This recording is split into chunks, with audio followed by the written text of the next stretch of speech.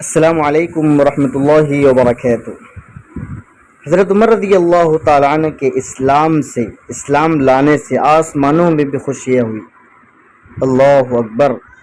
حضرت عمر رضی اللہ تعالیٰ عنہ اسلام لائے تو اسلام کو تقویت ملی۔ اللہ کے نبی نے فرمایا کہ اللہم اعز الاسلام بأحب هذین الرجلین الیک او ابی جہل او بعمر الخطاب۔ اے اللہ تو اسلام کو عزت دے، قوت دے جو تجھے ان دونوں میں سے محبوب ہو، چاہے ابو جہل یا عمر بن خطاب ہو۔ تو اللہ نے حضرت عمر بن خطاب رضی اللہ تعالیٰ عنہ کو اسلام کی دولت سے نوازا اور اسلام کو ان کے ذریعے سے قوت ملی۔ صحابہ فرماتے ہیں کہ حضرت عمر اسلام لے آئے تو ہم نماز کھلنا ظاہر کر کے پڑھنے لگے، اسلام کی شان و شوکت بڑھ گئی۔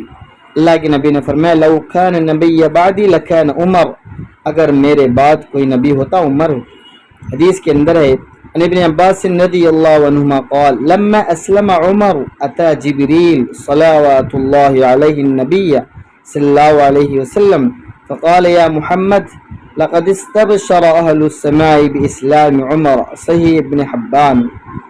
سیدنا ابن عباس رضی اللہ عنہما فرماتے ہیں کہ جب سیدنا عمر فاروق رضی اللہ عنہ ایمان لائے تو جبرائیل علیہ السلام نازل ہوئی اور عرض کی کہ یا رسول اللہ صلی اللہ علیہ وسلم، عمر رضی اللہ عنہ کے اسلام لانے پر اہل آسمان یعنی فرشتوں نے بھی خوشی منائی ہے، آسمان والوں نے یعنی فرشتوں نے بھی خوشی منائی ہے۔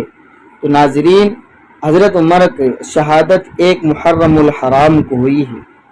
ایک محرم الحرام کو حضرت عمر رضی اللہ تعالیٰ عنہ فجر کی نماز میں شہید کیا گیا۔